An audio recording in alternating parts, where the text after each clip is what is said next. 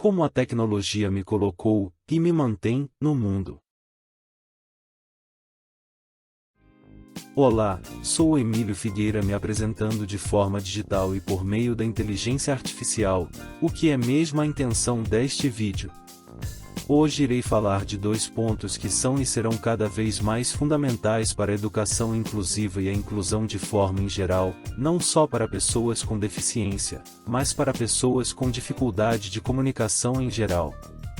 São elas: tecnologia assistiva, comunicação alternativa. Só que não vou teorizar sobre elas, e sim trazer o meu testemunho de vida e carreira, já dito no título, sobre como a tecnologia me colocou e me mantém no mundo. Antes, porém, quero desde já dedicar esta apresentação à minha amiga de infância Deise Tomazin Barbosa, pedagoga e uma grande especialista sobre essas duas temáticas. Não é meu objetivo falar da minha biografia, mas dando uma pincelada, voltando às minhas raízes para quem ainda não me conhece. Nasci no final da década de 1969, em um parto difícil.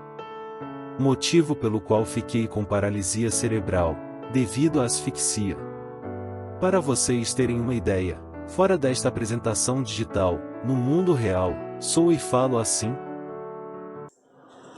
No ano de 1977, eu fui ter filho para uma unidade Caixa de Santana, que é dentro do Código de Buenos Aires.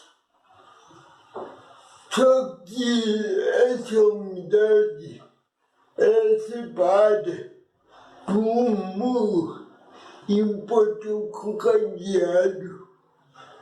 Quantas vezes eu ficar naquele portão olhando as crianças brincando embaixo e eu não podia brincar com elas.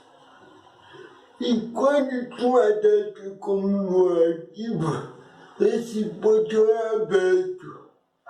Nós, da ACD, podia até participar, mas ficávamos num canto do pátio vigiado, sem poder se integrar com as demais crianças.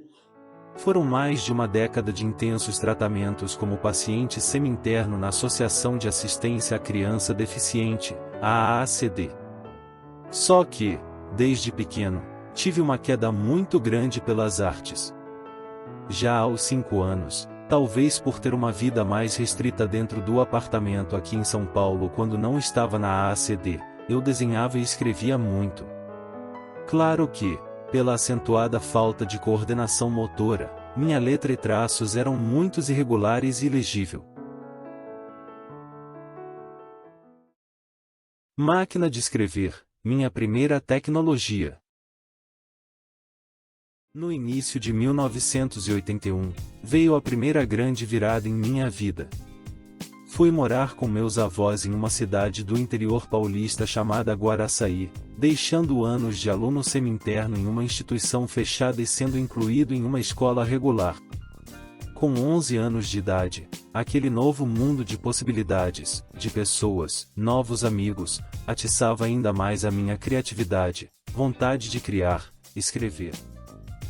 No dia a dia em sala de aula, o professor Maroca mantinha minha carteira junto à mesa dele.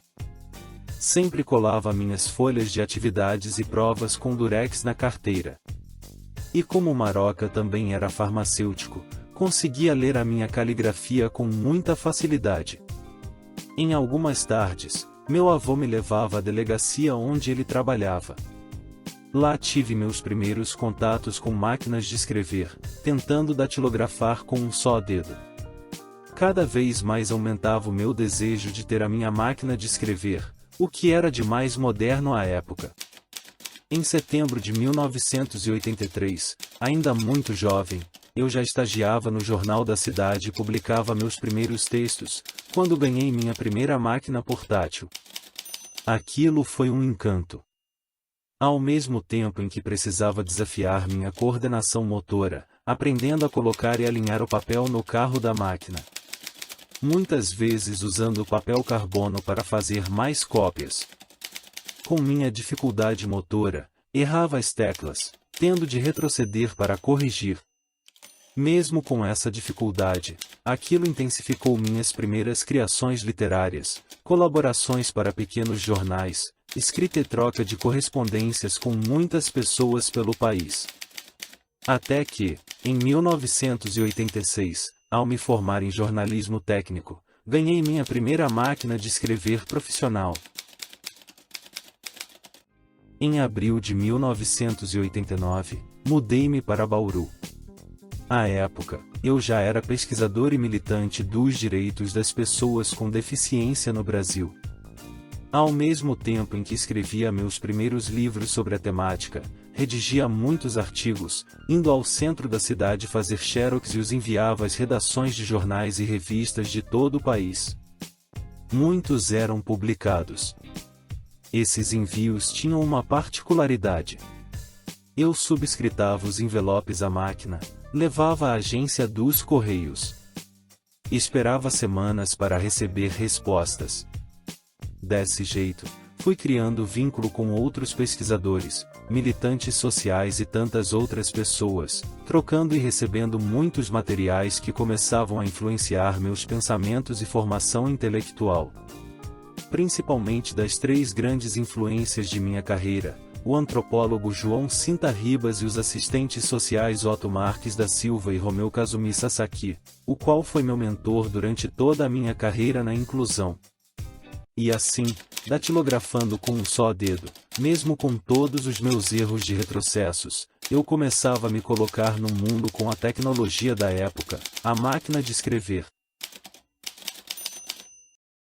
Início ao mundo da informática. Em 1994, já conhecido como militante da causa, com muitos artigos e os primeiros livros publicados, entrei como pesquisador bolsista da Universidade de São Paulo USP Bauru para escrever um livro sobre o Hospital de Anomalias Craniofaciais, o Centrinho. À época o computador começava a ganhar força no país. Talvez pela dificuldade de datilografar sem errar, eu pensava que nunca seria capaz de digitar devido à minha mão pesada. Ou seja, muitas vezes nós mesmos vamos nos autolimitando. E o melhor caminho para vencer nossos medos é enfrentá-los. No ano de 1994, no fim de uma manhã, caminhando a pé na região do Centrinho, parei em frente a uma escola de informática. Entrei e conversei com o professor Alexandre Galvani sobre minha vontade de aprender a usar o computador e meus receios com relação à minha deficiência motora. Ele aceitou o desafio de me ensinar e iniciei as aulas na turma de sábado de manhã. Para nossa surpresa, fui me desenvolvendo normalmente, concluindo ao longo dos meses treinamentos de operação em microcomputadores em PC-DOS, a construir banco de dados em base terceira Plus, Windows 3.1. Comprei o meu primeiro computador, um XP onde colocava um disquete para carregar o sistema PC-DOS, retirava e inseria os disquetes com meus arquivos para trabalhar. Usava o meu primeiro editor eletrônico, o Unitexto. Agora meus escritos não tinham mais erros de retrocessos. Eu podia editar, modificar, mudar parágrafos de lugar. Imprimir quantas cópias que desejava e enviar, ainda pelos correios. Depois, já com um computador com o sistema Windows, quis continuar essa formação.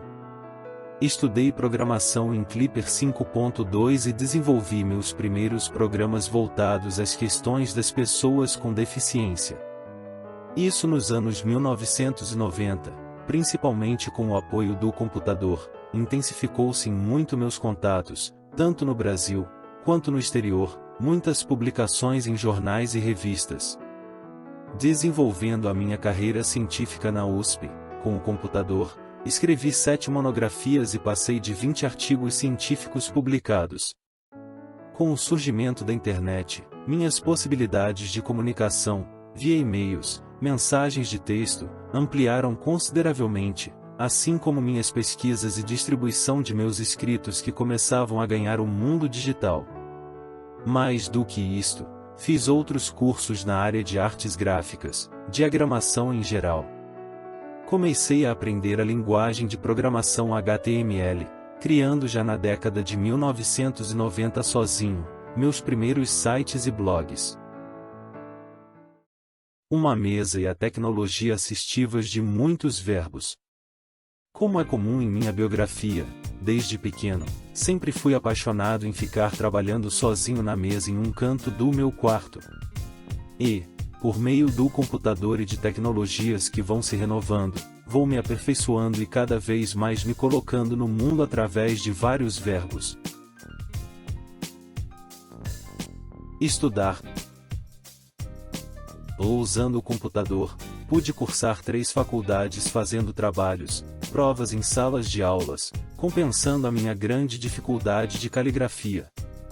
Pude cursar mestrado em Educação Inclusiva. Fazer 6 pós-graduações e 2 doutorados. Fora os inúmeros cursos que são constantes em meu aprendizado. Comunicar. No sentido pessoal, superando minha dificuldade de dicção, a internet permite me comunicar com o mundo por meio de mensagens escritas, resolver problemas, pagar contas, fazer compras, resolver assuntos de banco, a me comunicar com amigos por meio de redes sociais, atender a muitas pessoas, dar entrevistas por escrito e uma infinidade de possibilidades. Editar. Por sempre estudar o mercado editorial, além de meus livros nas editoras tradicionais, por ter cursado editoriação e artes gráficas, desenvolvi a autopublicação, lançando vários de meus títulos, tanto de forma impressa, quanto digital em parcerias com grandes livrarias. E hoje passo de 100 livros publicados. O que me permite ter parceria direta com a Amazon e ser publicado mundialmente em vários idiomas. Programar. Ou por meio dos cursos iniciais e do conhecimento que vai se somando, pude criar sozinho inúmeros sites, blogs temáticos em diferentes linguagens e plataformas de programação, como HTML, WordPress, Blogger.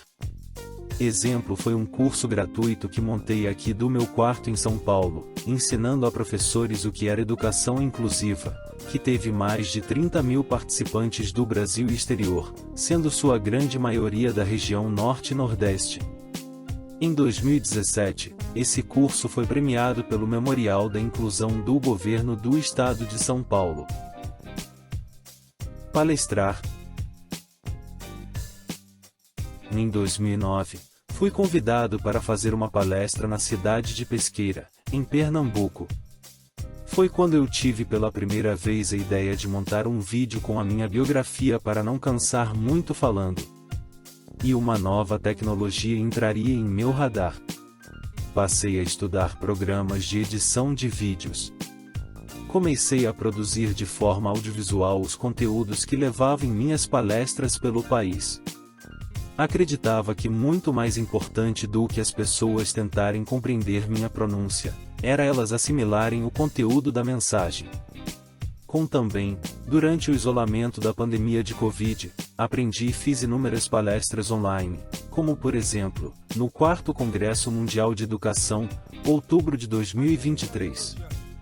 E estudando um pouco de cinema, comecei a produzir muitos documentários na área da inclusão. Militar.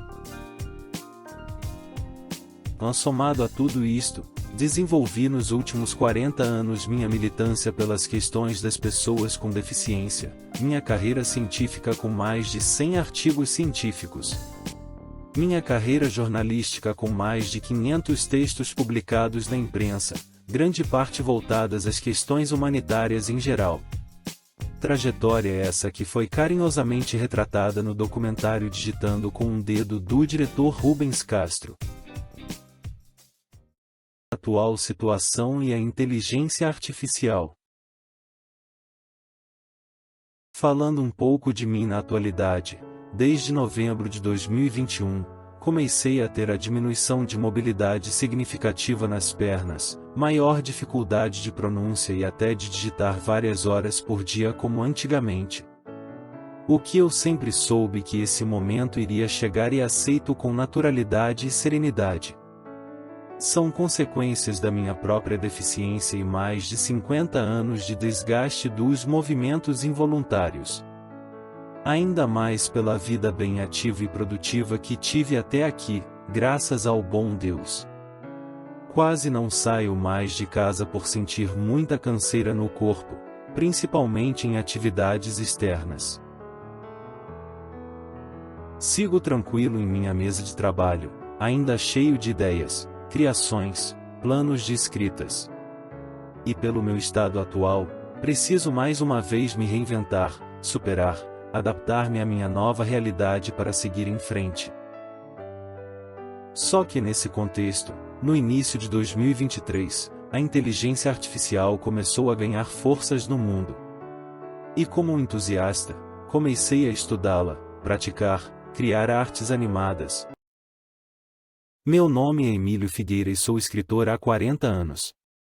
Hoje parei para refletir existencialmente.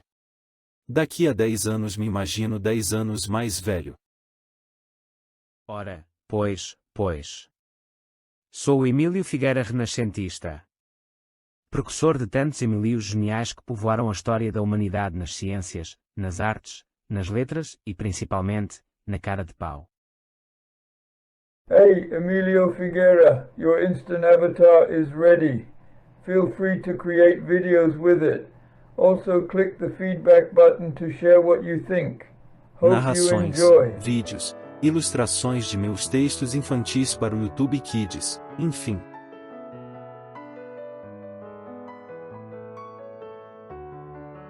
Além disso, tenho pesquisado muito sobre a colaboração da inteligência à reabilitação de pessoas com deficiência, de baixa mobilidade na educação inclusiva. E já tenho até publicados alguns artigos sobre o assunto.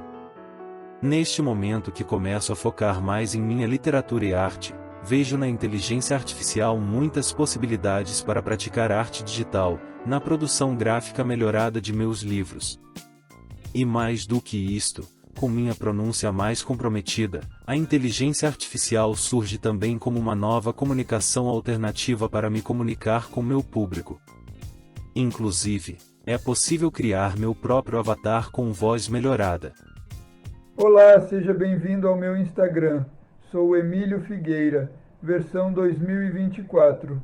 A partir de agora, irei me dedicar mais à arte digital e literatura. E quero lhe convidar a me acompanhar nessas próximas novidades, tanto aqui quanto em meu site pessoal. Uma coisa digo sobre os avanços da inteligência artificial, só vejo dois caminhos.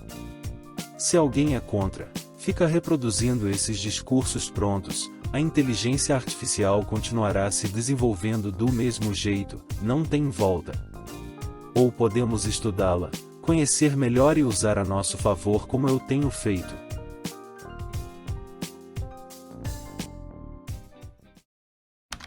Fui da segunda geração da inclusão. Fazendo um adendo, ao relatar tudo isso até aqui, nem de longe quero aparecer ou contar vantagem de meus feitos. Mas sim mostrar, como, mesmo tendo uma deficiência motora chamada erroneamente de paralisia cerebral e afasia de linguagem acentuada e vivendo mais isolado em meu quarto, pude usar da tecnologia assistiva e da comunicação alternativa para estudar, produzir, lutar por ideais, desenvolver-me profissionalmente, praticar linguagens artísticas, enfim. Sempre digo que sou da segunda geração da inclusão brasileira.